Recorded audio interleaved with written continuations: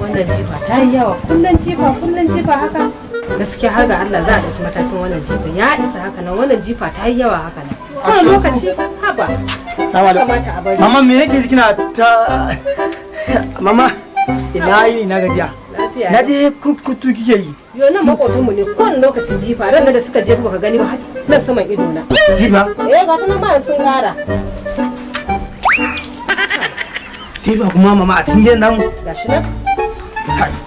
Sharat amma kai tunaran girman Allah ba isa ba. Idan ba yana dauki mataki ba Allah kina.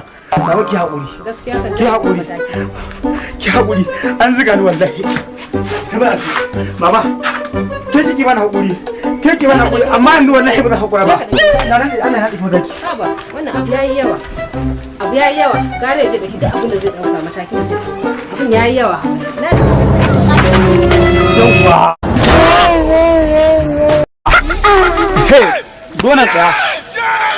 Da mu kai ni ma su da ni girman Allah baka ba. Wato saboda karna ma hankali. Karna ma mama ma hankali.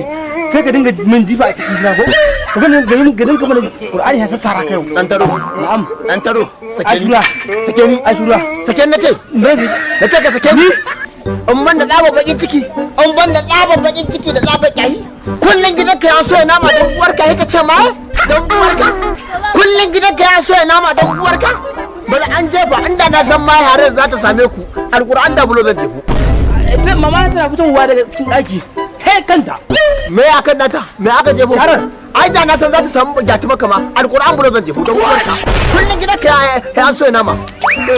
Bakin ciki kake min ne? Amma bakin cikin. Na ce amma bakin ciki kake min. ka